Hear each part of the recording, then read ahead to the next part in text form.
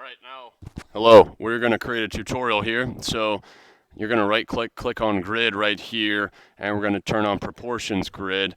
And now we have these grid lines around here, and now you're going to click this button right here, and now now you have transparent background and you got a grid on here. First we're going to create a shape, and we're going to double click that to fill in the screen with white. We're going to change the size here to 80 and 1080. 1080, I mean, not 80.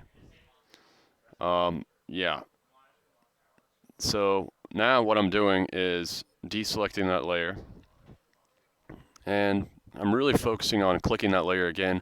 I'm going to change the fill now to red. That's a good color here. I'm going to lock this so I don't accidentally make any changes to it. And now I'm going to use the pen tool, and I'm going to turn the fill off, and I'm going to make the stroke white with 40 pixels. I'm going to click over here, and I'm going to click right here, and I'm going to drag this point over here. Yep. Now what I'm really focusing on is clicking on this layer right here. I'm going to deselect it and click it again, press enter, and name it squiggle. That's my old nickname from college. And now I'm going to open up contents, open up shape 1. With nothing selected, I'm going to add a zigzag. Make sure nothing's selected. Then you're going to drag it in between path 1 and stroke 1. Open that up. We're going to change the size, move it around. Let's see, 40 seems to be about good. Yeah, that seems to be about right. We're going to change that. We're going to change the ridges per segment. 8 seems like a good number. We're going to leave that there. I'm going to change this points to smooth that out. And now what we're going to change, let's see, I think I'm going to add a trim path. And I'm going to trim this path up. I don't want it to be the full path. I'm going to change it, let's say at about 50%. 49 seems to be good. I'm going to move that above zigzag. And let's change that to 49 again, and move that back underneath zigzag. and snort right into the mic. Snort right into the mic.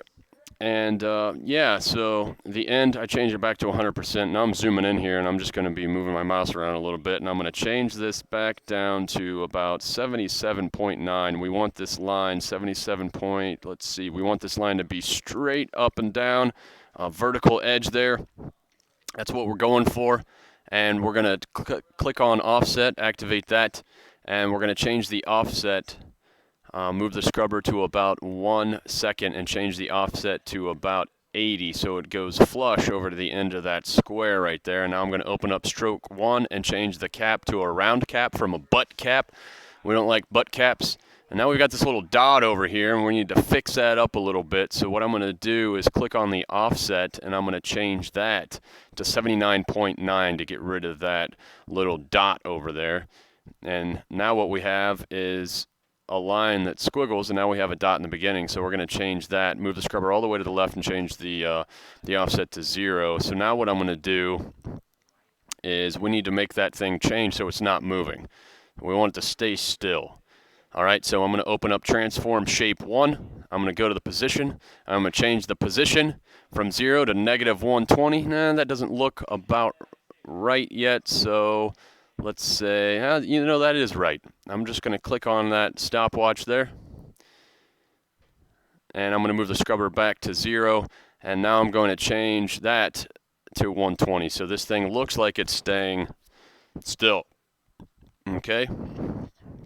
And now it looks like we're almost done here. Now what we're going to do is type loop out here. We're going to hold Alt and click on offset. And I'm going to type loop out, no space, capital O, open parentheses, close parentheses. And inside the parentheses, we're going to type, let's see, I'm going to go ahead and put in a nothing. We'll just leave it there, and like that. And so what that does is it loops out, and it plays a total loop animation.